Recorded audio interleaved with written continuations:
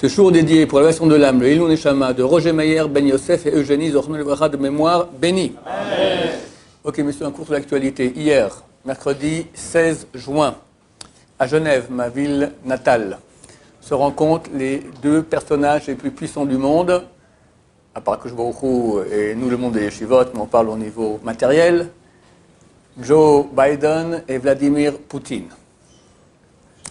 Il parle de certaines choses et il parle du sujet le plus brûlant, à mon avis, l'Iran. Et, grande nouveauté, Biden dit qu'il a convenu avec Poutine, alors je vous dis le texte pour ne pas dire, de travailler ensemble pour empêcher l'Iran d'acquérir l'arme nucléaire. C'est très nouveau, parce que la Russie, Poutine sont censés être des alliés de l'Iran, ils le restent. Il reste des alliés, mais il semblerait que Poutine, intelligemment, n'est pas intéressé à ce que l'Iran ait la bombe atomique. Donc ils vont travailler ensemble. C'est-à-dire quoi, travailler ensemble?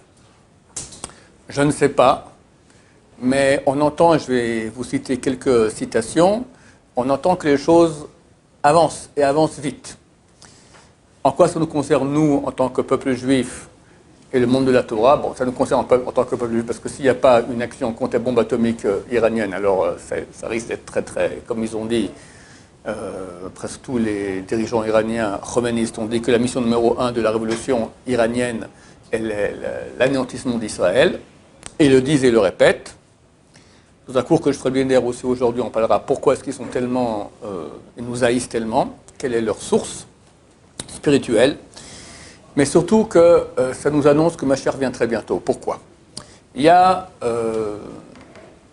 une page de Gemara assez connue, c'est la première page du traité Avodah Zarah, qui raconte qu'à la fin des temps, Dieu prend un Sefer Torah dans ses bras et dit que tous ceux qui se sont occupés de l'étude de Torah viennent prendre leur salaire, leur récompense. C'est la fin des temps. Tous les peuples de la terre s'agglutinent à la porte du bon Dieu, et le secrétaire les fait rentrer. Les premiers, les Romains. Qu'est-ce que vous avez fait? Nous, on a fait toute l'infrastructure logistique, les marchés, les ponts, tout ça. Sans ça, il n'y aurait pas eu de Torah, c'est grâce à nous. Alors Dieu leur dit, Shotim Sheba Olam, espèce de sot, S-O-T-S. Sot, pardon? Vous n'avez pas fait pour Am Israël, pour vous-même, d'accord? En passant, Am Israël, profitez. Vous n'avez pas fait pour la Torah. Raus, dehors, en yiddish, d'accord? Bon. Après, on fait rentrer les Perses. Qu'est-ce que vous avez fait? Même réponse, l'infrastructure logistique, les ponts, les marchés, etc. Espèce de sot du monde, d'accord? Vous avez fait ça uniquement pour vous. Raus, dehors. Et après, dit la Gemara, elle dit, sont rentrés tous les peuples. Et chacun a dit la même chose et tous ont été mis dehors. Bon, à la fin, il leur donne quand même une mitzvah, quelque chose à faire, il y a une souka, etc. et toute la suite de l'histoire. Mais là, tout à coup, la Gemara s'arrête et dit, mais pourquoi est-ce que dans ce récit-là, c'est une braïta, pourquoi est-ce qu'on nous cite d'abord Rome, après la Perse, après tous les peuples? Ils ont tous dit la même chose, le même discours. La Gemara n'aime pas rallonger. Alors elle a dû dire, ils sont tous rentrés. Chacun a dit comme si, et Dieu leur a tous dit Raus, dehors, d'accord? Pourquoi on dit d'abord Rome, après la Perse, après les autres peuples? Répond la Gemara, qui mashra malchutayu ad biat Mashiach, parce que leur royauté de ces deux peuples va durer jusqu'à l'époque messianique. Ce sont des peuples importants. Rome et la Perse, Rome, il est clair que ce n'est pas forcément l'Italie actuelle. On va dire c'est l'héritier spirituel de l'Italie, c'est le monde occidental. L'Amérique, d'accord, l'Amérique qui fonctionne d'après beaucoup de critères encore de la Rome antique. Ils ont le Sénat, les sénateurs, l'aigle romaine, d'accord, beaucoup de choses qui fonctionnent dans la même façon de faire. On peut dire que c'est la Rome actuelle. Tosfot pose une question là-bas. Tosfot sont les rabbins médiévaux français. Posent une question. Ils disent, comment tu me dis que la Perse et l'Amérique, enfin, et Rome vont durer jusqu'à l'époque messianique? Or, on a un texte qui est écrit dans le traité Yoma, page 10, que dans le futur, la Perse va tomber dans les mains de l'Occident, de Rome. Donc, s'ils tombent dans les mains de l'Occident, ils ne seront pas présents quand Mashiach revient. Quand Mashiach revient, c'est fini, il n'y a plus de guerre, il y a la paix dans le monde entier. D'accord? Alors, ça peut être après que Mashiach revienne. Donc, ce sera avant. Ici, tu me dis que Rome et la Perse vont durer jusqu'à l'époque messianique. Et là, tu me dis que dans le futur, d'accord, la Gemara dans Yoma, écrite il y a 1800 ans, elle dit que dans le futur, la Perse va tomber dans les mains de Rome. Répond Tosfot, et là, tout est le truc intéressant. c'est vrai que la Perse et Rome vont durer jusqu'à l'époque messianique. C'est vrai aussi que la Perse va tomber dans les mains de Rome. Comment est-ce qu'on peut allier les deux choses? Répond Tosfot, ça sera juste avant que Mashiach vienne. Que quand la Gemara dit que Rome et Perse vont durer jusqu'à l'époque messianique, oui, mais pas jusqu'au Messie lui-même, un peu avant, juste avant. Quand on voit, si on voit Bezrat Hashem, que l'Amérique attaque l'Iran, ça veut dire mettez vos habits de fête, Mashiach il arrive, on y est. Surtout que ça pas une guerre qui va être très longue, parce qu'aujourd'hui les guerres ça prend. Je me souviens, il y a quelques années, Trump il a attaqué les milices iraniennes en Syrie, d'accord? Alors, ça a duré exactement 2 minutes. Entre 2h00 et 2h02, exactement 2 minutes, il a envoyé 98 Tomahawk, d'accord, des missiles sur des positions comme ça. C'est très très rapide. On peut aller faire dodo le soir, on se lève, la Terre ne sera plus la même. Les choses vont très très vite aujourd'hui. Donc ça veut dire, messieurs, et ceux qui nous écoutent aussi, qu'il faut se préparer, prier que ça se passe, Berachamim avec beaucoup de miséricorde, faire tchouva. Pas tout le monde ne voit Mashiach. Pas tout le monde ne mérite de voir Mashiach. Il y aura une sélection. On est en plein dans la sélection. Ce qui passe avec la gauche israélienne, c'est aussi une grande sélection. On va en parler. Peut-être dans un prochain cours. D'accord? Mais c'est clair qu'il y a ici une sélection très claire qui a lieu. Maintenant, qu'est-ce qui me fait dire encore que c'est très proche? Non seulement donc cette annonce de Biden concernant Poutine, Blinken, le secrétaire d'État américain, a dit il y a quelques jours, on arrive dans quelques mois ou semaines au point de rupture. C'est quoi le point de rupture? Le moment où l'Iran aura la bombe atomique. Et c'est clair que Biden ne laissera pas l'Iran avoir la bombe atomique, et même si ce n'est pas Biden, nous on ne laissera pas. Yossi Cohen, l'ancien chef du Mossad, a dit cette semaine, d'abord il a dit que beaucoup de derniers trucs qu'il y a eu en Iran, c'est eux le Mossad qui a fait, le grand scientifique qui a été mitraillé, la centrifuge de Natanz nucléaire qui a sauté, d'accord, tout ça il a dit, ça vient de chez nous. Bon, on le savait, mais quand même il a dit, c'est une grande nouveauté que tout le coup le Mossad parle autant. Il a dit, on peut aussi s'arranger sans l'Amérique pour anéantir le nucléaire iranien. En tout cas, Blinken disant que c'est dans quelques semaines, ça veut dire que c'est pour dans quelques semaines. Peut-être quelques mois, peut-être quelques semaines, ça a l'air très très proche. Quand ça sera, je ne suis pas prophète, je ne sais pas, j'espère, j'imagine, je peux me tromper, comme d'habitude, il y a les 3 semaines maintenant, chaque année pendant ces 3 semaines, cette tension énorme. L'année passée, à la même époque, il y a eu la grande explosion à Beyrouth des réservoirs de soi-disant d'engrais, d'explosifs, d'accord, du Hezbollah. Il semblerait que c'est aussi le Mossad, ils n'ont pas encore dit, mais bon. Et il paraît qu'on était à 2 doigts d'une guerre avec le Hezbollah, à 2 doigts d'une guerre. Tout dans cette époque-là, une grande pression, d'accord? Il y a 2 ans, je me souviens, on était en vacances au nord aussi, on entendait les avions, ils font un petit bzzz comme ça, les avions d'espionnage israéliens dans la région, parce que tout le monde disait, l'armée était mobilisation, chaque été à cette époque-là, on est prêt à rentrer en guerre.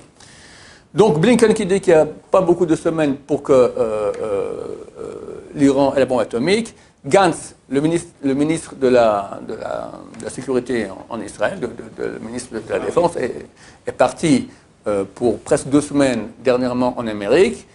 Comme je dis l'autre jour, il n'est pas pour boire un café, il parle certainement de l'Iran, c'est pour ça qu'on a besoin de l'Amérique. Et en revenant, il a dit, l'Iran n'aura pas la bombe atomique. Donc, je ne suis pas prophète, je ne suis pas journaliste, mais je ne suis pas idiot non plus. Les choses ont l'air d'avancer très vite, donc il faut se réveiller et faire tchouva. Et je vais vous donner encore quelques autres sources dans les écrits des sages israéliens de la Torah qui vont dans ce sens. La semaine prochaine, et ce sera la semaine où ce cours sera déjà publié, Parashat Balak.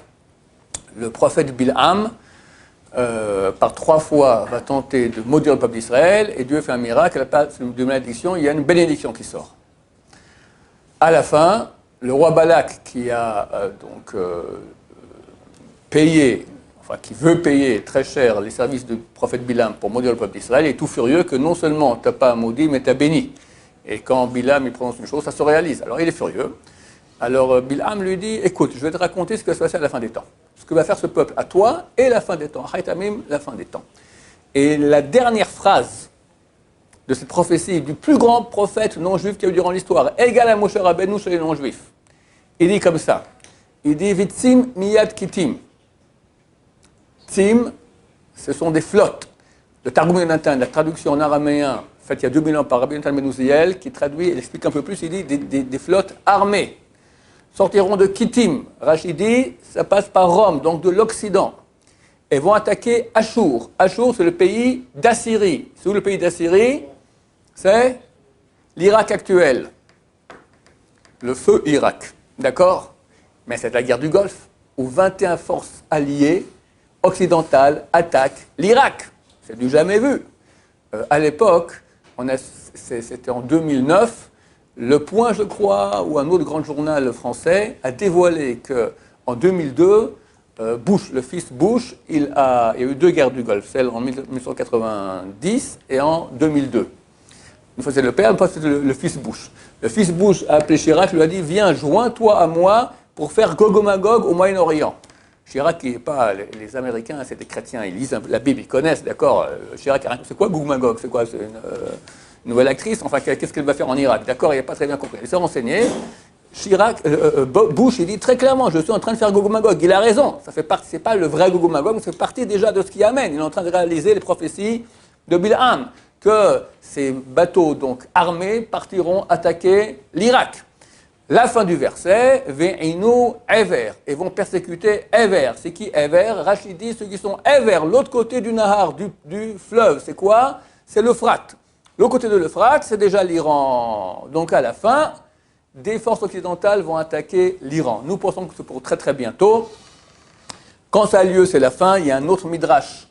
C'est Yalkut Shimoni sur Yeshaya, chapitre 499. Qui dit l'année où le Mashiach se dévoile, l'Iran va détruire le monde, tente d'aller détruire le monde entier. Et tous les peuples de la terre sont terrorisés, tombent sur leur face, sont pris de maux de ventre terribles comme une femme qui accouche. On accouche le Mashiach, Bezrat Hashem. Et Israël aussi, ils sont terrorisés. Et disent où aller, où venir, qu'est-ce qu'on fait? On a les tirs du sud, Gaza, on a les tirs du nord, Hezbollah, parce que quand on attaque l'Iran, Hezbollah, ça va être... Je vous dis, ça risque d'être extrêmement difficile. Bon, on va en parler tout de suite, la fin de mon cours où je dis qu'il faut vraiment beaucoup se réveiller. Donc on ne saura pas quoi faire. Aller en France, ce ne sera pas mieux, le monde sera en émoi terrible. Alors le Midrash nous dit, que Dieu nous dit, mes enfants, n'ayez pas peur, tout ce que je fais pour vous, le temps de votre Géoula est arrivé. C'est un accouchement. Ça sera difficile, j'espère que ce ne sera pas trop difficile, il faut prier. Les grands de Torah, Rabbi Sambachol m'a dit, il y aura Gog et Magog, mais toute la douleur est déjà passée pendant la Shoah. Alors j'espère qu'il n'y aura que peur et pas plus, et même si possible qu'on n'ait même pas peur, c'est pour ça que je fais ce cours pour qu'on se prépare, il faut néanmoins beaucoup prier. Le fait que la gauche maintenant est montée, et qu'elle va tout faire pour qu'on ait moins de mérite, pour que le peuple juif en Israël fasse des péchés, c'est leur but unique. On peut dire ce qui les lie ensemble, c'est la seule chose, c'est ça, la guerre contre la Torah. Ça peut faire, à Dieu ne plaise, une accusation contre nous dans le ciel, donc nous on va se renforcer en prière, en tchouva, en pudeur, en étude de Torah, et comme ça, Bezrat Hashem, on pense que ça arrivera bientôt, et Mashiach va dévoiler dans une grande miséricorde pour Am Israël. L'Iran a dit que si Israël les attaque, ou un allié d'Israël, c'est-à-dire l'Amérique, il rase Haïfa et Tel Aviv. Chas Shalom. Mais ce ne sont pas des paroles en l'air. Il faut comprendre que l'Iran est un pays puissant. Les gens croient que c'est des petits rigolos. Gaza, qui nous font tellement de problèmes, ce n'est pas 1% de l'Iran, pas 1%. Ils ont des satellites, ils ont des fusées très très sophistiquées, c'est les meilleurs au monde en guerre cybernétique, d'accord, parmi les meilleurs au monde, c'est pas n'importe quoi. Et ils ont Hezbollah qui est leur plateforme au Liban, 1000 km de tunnels avec des missiles, 150 000 missiles. Un certain Emerson a fait un webinaire, d'accord, c'est un séminaire, mais par web, d'accord. C'est un grand stratège. Il a expliqué que si jamais il y a une guerre avec Hezbollah, ils enverront 2000 missiles par jour, et donc Israël sera capable d'en arrêter que le tiers. Ça veut dire, c'est quoi le tiers? Ça fait 6, il te reste 1333 missiles par jour. Gaza, c'était 200 par jour. 1333. Et les missiles du Liban sont beaucoup plus précis, ils sont capables, avec très grande précision, de toucher. Donc le danger, il est énorme. Moi, je pense que Dieu va en profiter pour qu'il n'y ait que du bien qui reste en Israël, le mal sera éliminé, à nous de faire tous les efforts pour être dans le bien, que tout homme Israël fasse tchouva, et que Dieu fasse des grands miracles. Amen, va amen. Chers amis, j'ai tourné ce cours que vous venez de voir jeudi soir, on est dimanche après-midi, il y a déjà d'autres informations, les choses vont très rapidement. Cette nuit s'est envolé le chef d'état-major israélien, Aviv Kochavi, avec toute une équipe de grands chefs militaires israéliens pour une semaine de travail en Amérique. C'est après que, comme j'ai dit durant le cours, Benny Gantz, le ministre de la Défense israélien, a déjà été quelques semaines, plusieurs fois, je crois 2 fois, il est parti pour de longues périodes en Amérique, donc on sent quelque chose qui se prépare. Encore une nouvelle quand même intéressante, bizarre je dirais, Joe Biden invite le président Reuven Rivlin, le président sortant, début juillet, il arrête ses fonctions, sera remplacé par Herzog.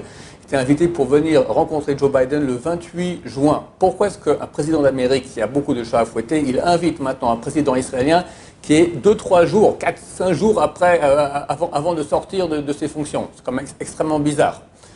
La France a demandé à l'Amérique et à l'Iran de faire des efforts pour arriver à un accord sur le nucléaire parce que, citation, le temps ne joue pas en notre faveur. Ça veut dire qu'ils sentent que les choses avancent très vite et si on n'a pas un accord, les choses vont tout simplement éclater.